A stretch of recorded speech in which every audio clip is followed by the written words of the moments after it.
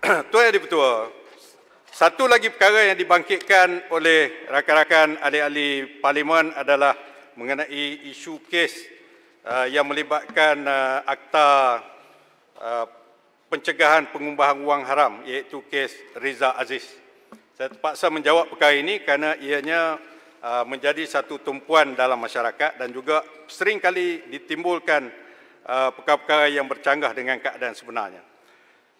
Yang Berhormat Puchong, walaupun tidak ada di sini, saya ingin menjawab soalan beliau, membangkitkan satu kes, iaitu yang melibatkan seorang yang bernama Riza Shahriz bin Abdul Aziz ataupun Riza Aziz, dituduh di Mahkamah Session Kuala Lumpur pada 5/7 tahun 2009 dengan 5 pertuduhan di bawah Seksyen 41A Akta Amlatfa ataupun Akta Pencegahan Pengubahan Wang Haram dan Pencegahan Pembiayaan Keganasan 2001.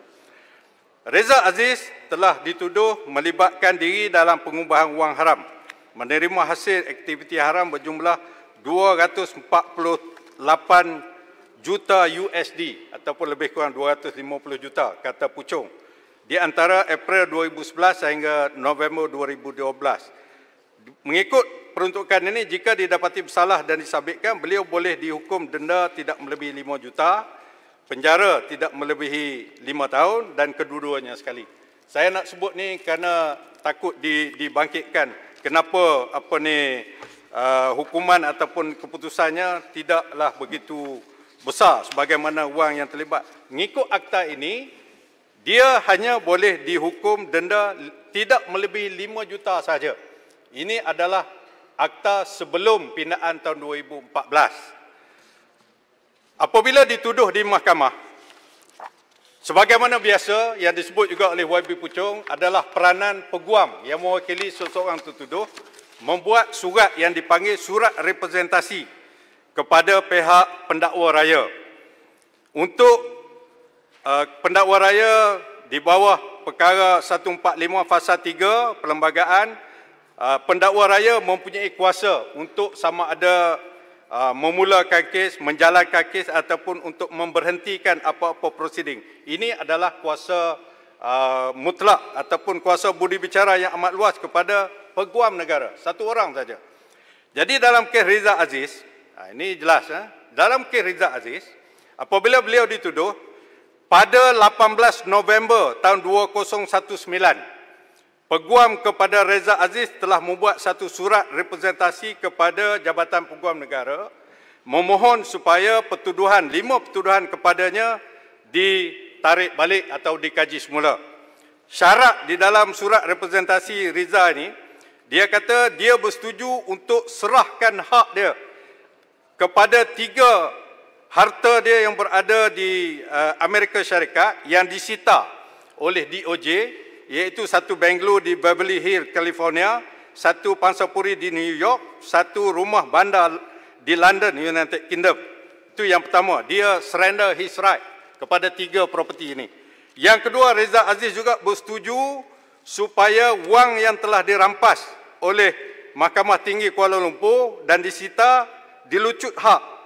Wang Malaysia 537,000 Rupi Sri Lanka 2.87 juta dan 2,700 pound sterling, dan Riza Aziz juga menyatakan beliau bersedia untuk membayar compound. Compound ini juga merupakan satu perkara yang ada di dalam akta AMLA ini, iaitu di bawah Seksyen 92 mengatakan jika sesuatu kesalahan telah di-compound, maknanya di bawah AMLA ini seseorang yang dituduh atau belum dituduh boleh minta dibayar compound. Jadi apabila Seksyen 92(4) AMLA mengatakan sesuatu kesalahan jika telah di-compound, maka tindakan pendakwaan tidak boleh dibuat ke atas orang itu, dan kalau pendakwaan telah dibuat maka ianya telah ditarik balik. Itu 18/11/11 tahun 2019. Ini penting, betul-betul. Satu hari selepas peguam Riza Aziz ini membuat representasi kepada AG pada 19 hari bulan November tahun 2019, peguam negara pada masa itu, iaitu Tan Sri Tommy Thomas, telah meneliti surat representasi ini. Setelah dia meneliti surat ini, Tuan Dipertua, Tan Sri Tommy Thomas sebagai Peguam Negara telah membuat satu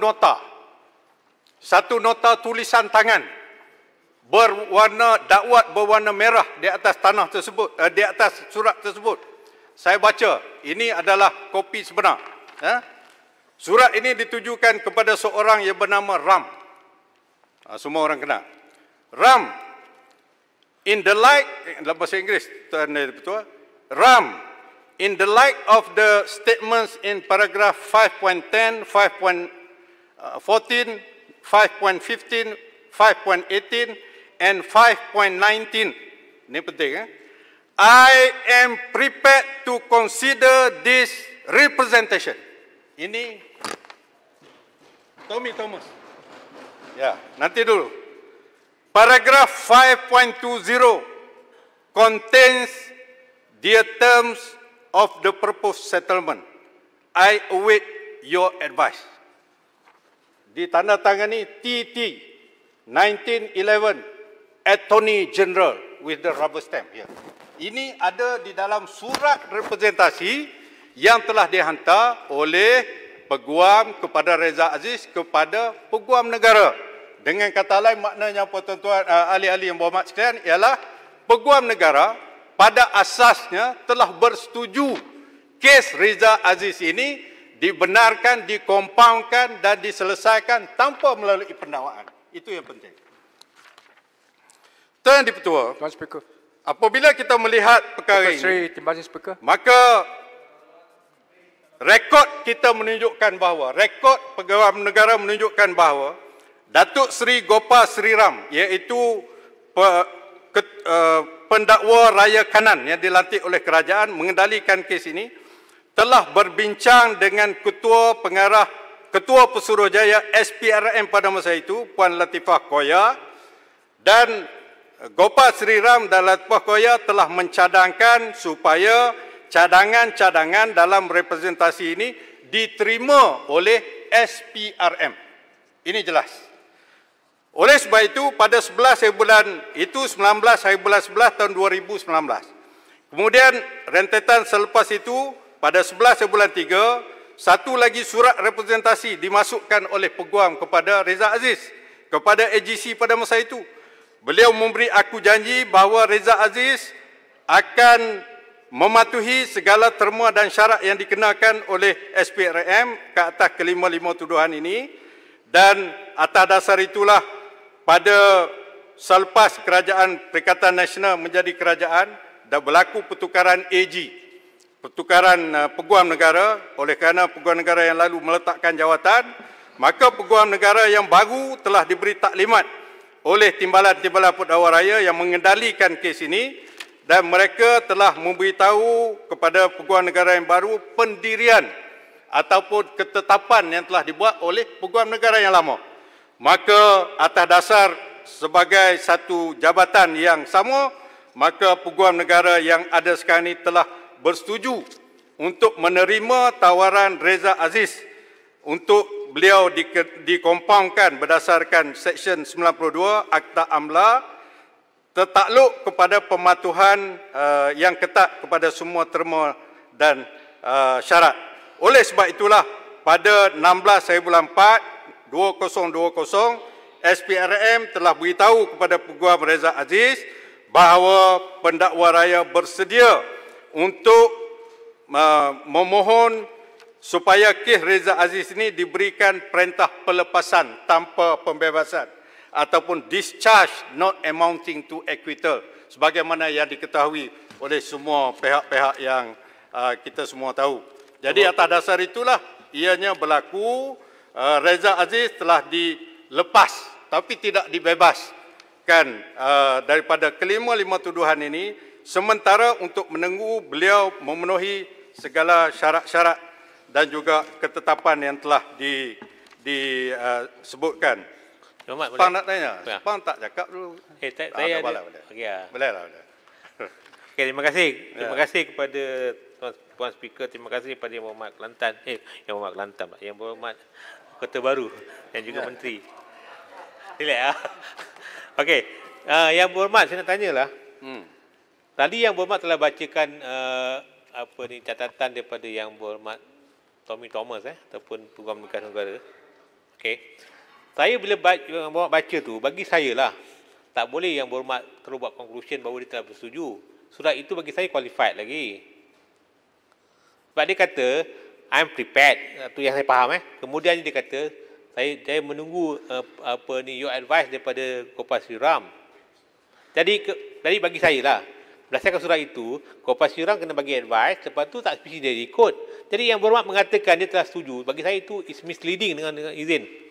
Jadi saya rasa Yang Berhormat, you are misleading di this parliament. Saya minta dia ambil tindakan bawah 3612. Sri Ram telah bincang you are misleading. dengan Latifah Koya. You are misleading. Sri Ram telah bincang dengan Latifah Koya untuk 3612 menerima perkara ini.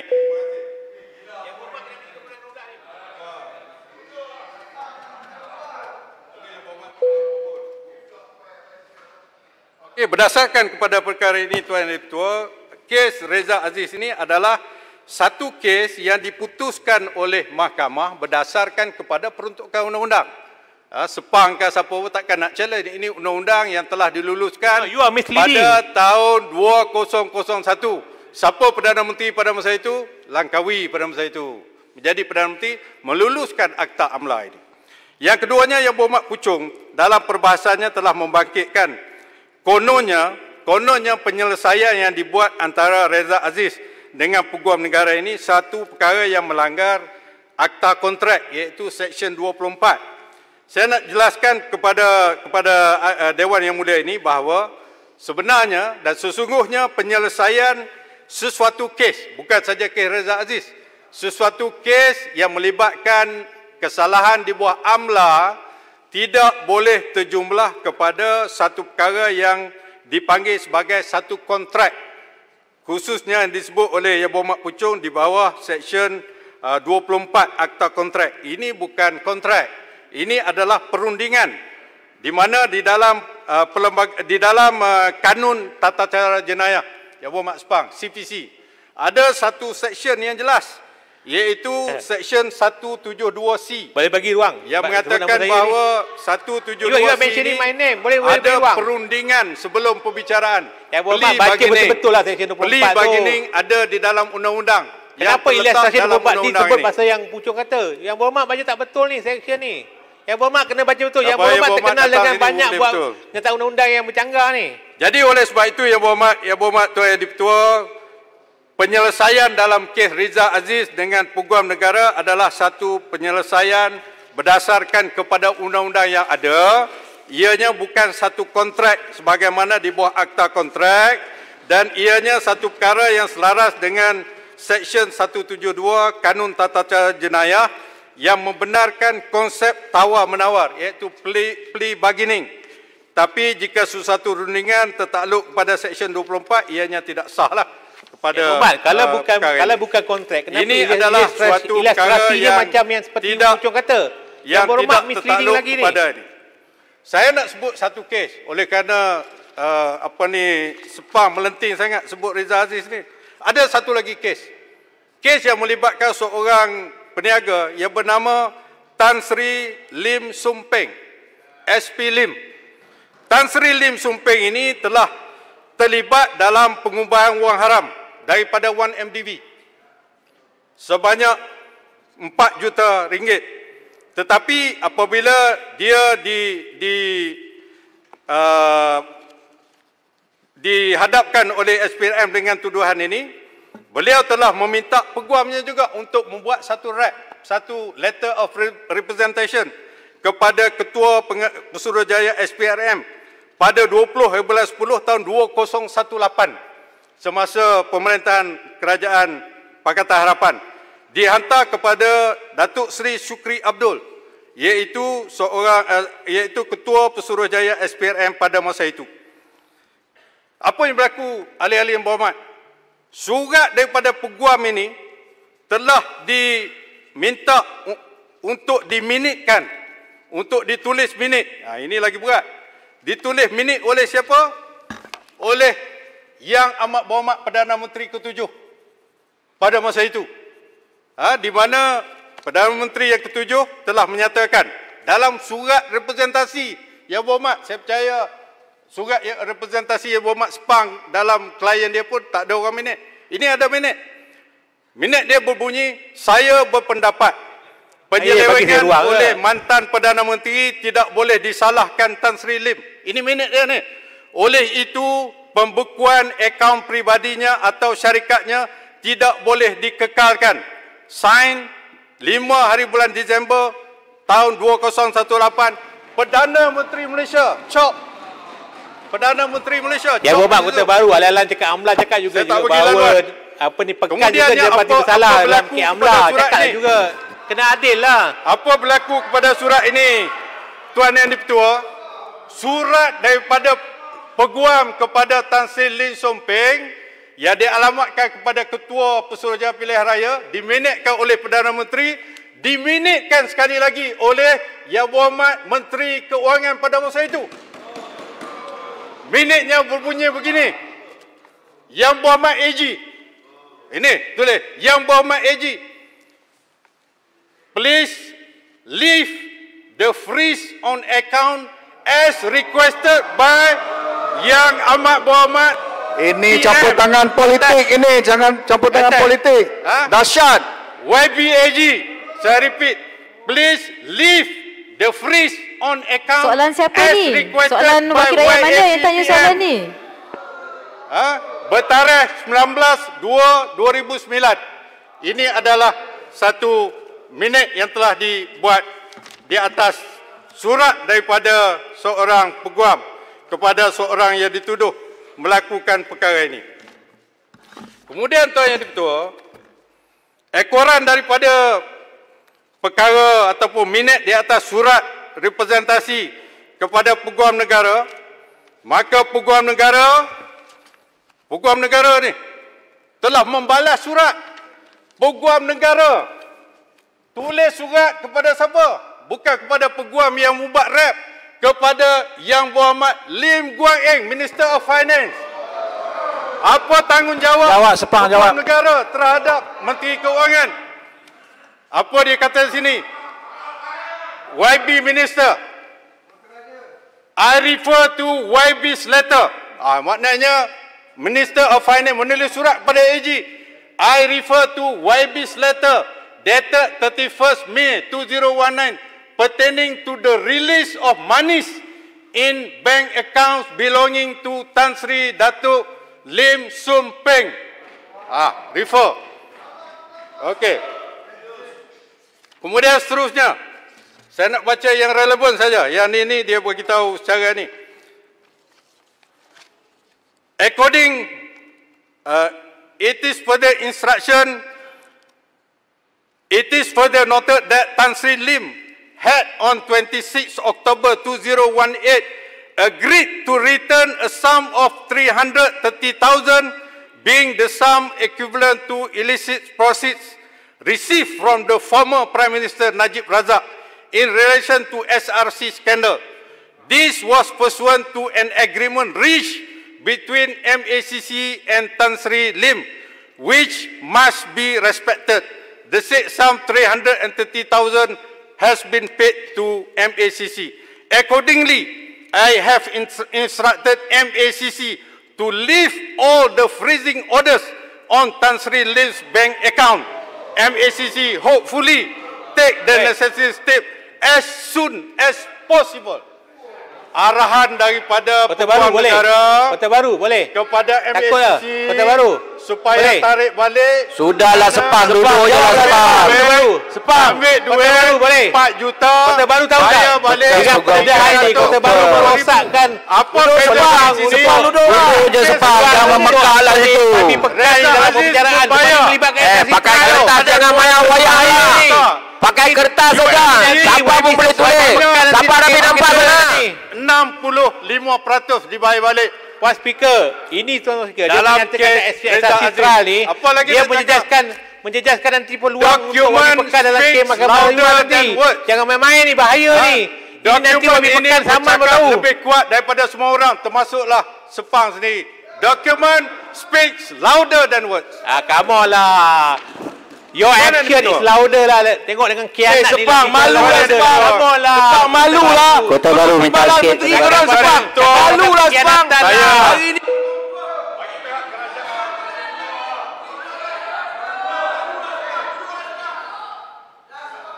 Ya Muhammad.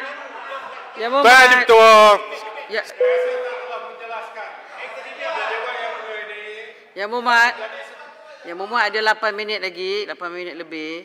Kalau Yang Muhammad tak nak jawab secara lisan, Yang Muhammad boleh jawab secara bertulis lah pada soalan-soalan yang lain. Kota Baru, Soalan-soalan Kanga lain minta saya sikit tulis. Kota Baru. Jadi saya nak simpulkan dalam kes Reza Aziz Tuan Yang Dipertua bahawa apa yang telah dibuat oleh mahkamah adalah berdasarkan undang-undang tanpa campur tangan daripada kerajaan sama ada Prime Minister ataupun Menteri Keuangan sebagaimana di zaman sebelum daripada ini. Kota Baru, Kanga minta sikit. Boleh? Tuan Yang Dipertua, Kanga minta sikit. tak apa saya dah selesai tajuk ni Kanga, minta maaf. Sikit je. Tuan Yang Dipertua, saya nak sebut berani, satu tu. lagi kes.